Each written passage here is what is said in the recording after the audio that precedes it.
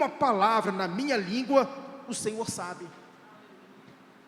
O Senhor sabe da intenção.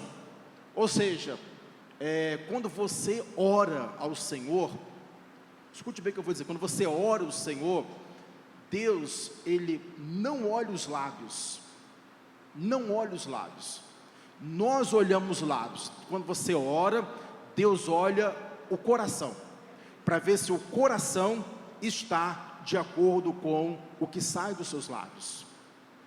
Assim vale quando nós pregamos, quando nós cantamos. Deus não olha isso. Nós olhamos aquilo que sai da boca para fora, não é verdade? Mas Deus não. Você, quando está orando por qualquer coisa, você quando fala bem, Senhor, eu estou rendido aos teus pés, eu estou confessando minha vida a ti, Deus não está olhando para a palavra que sai da sua boca. Ele está olhando se realmente o teu coração está fazendo isso. É isso que Davi diz aqui, ó. Davi vai colocar isso no versículo de número 4. Sem que haja uma palavra na minha língua, eis que o Senhor tudo conhece. Os irmãos estão lembrados daquela mulher chamada Ana, né? Quando ela estava diante ali do templo, na verdade, você vê que Eli olhou para ela e achou que ela estava embriagada, bêbada. Mas Deus viu que ela estava simplesmente movida por uma ação do Espírito Santo. Não estava saindo palavras, entendeu? Mas o coração dela estava tocando o coração de Deus. O profeta Eli confundiu. Por quê? Porque nós olhamos as palavras que saem, Deus olha o coração. Amém, irmãos? Quando nós joelhamos aqui, Deus não está olhando simplesmente se eu me encurvo com esse joelho, mas Deus está olhando se o meu coração realmente está encurvado diante do Senhor.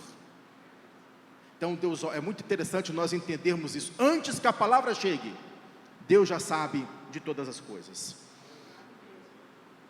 Então, a partir agora do versículo 7, uma vez que nós sabemos disso, ele vai dizer, versículo 7, uma vez que Deus sabe tudo, para onde me irei do teu espírito? Ou para onde fugirei da tua face?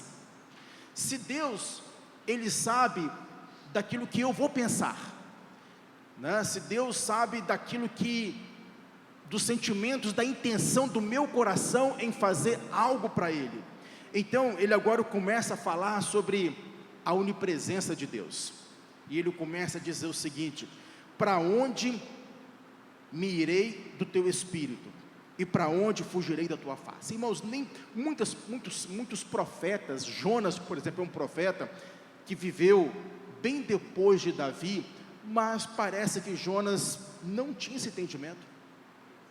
O que Jonas falou? Jonas falou bem assim, deixa eu sair um pouquinho daqui. Jonas falou assim: eu vou para Tarsis, pegar um navio que vai para Tarsis, meus irmãos, ficava na Espanha. Ele queria ir para um lugar que ninguém nas histórias, nem do Novo Testamento, chegou a ir. Ninguém. Não há rei. Paulo nunca chegou até na Espanha. Ele queria ir para um lugar mais, ele falou bem assim, para fugir da face do Senhor. É isso que o texto diz lá em Jonas. Ele queria ir para um lugar longe, para fugir do Senhor. Mas os irmãos sabem da história que aconteceu. Quem pode fugir de Deus, meus irmãos?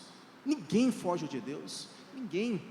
Não existe um lugar neste mundo, não existe um lugar. E Davi que começa a numerar. Primeiro, Davi estava tão ciente disso, que ele começou a dizer que Deus conhece os pensamentos, as intenções, quanto mais o local geográfico, quanto mais isso.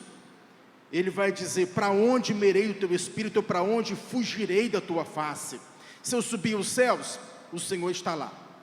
Se eu for lá no Sheol aqui, abismo, lá no centro do inferno, né, no mundo dos mortos. É isso que ele quis dizer aqui, essa palavra Sheol. Alguma tradução está abismo aí, mas ele quer dizer o seguinte: se eu falar no meio do mundo dos mortos, no abismo, lá também o Senhor está.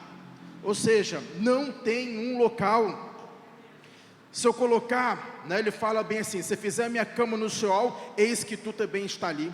Se tomar a asa da alva e se habitar lá na extremidade do mar, no local aonde em que, não sei, meus irmãos, se existe algum mar em que nunca um marinheiro ou um navio passou por ali. Eu não sei se existe um oceano, é bem provável, pela imensidão que nós temos, né?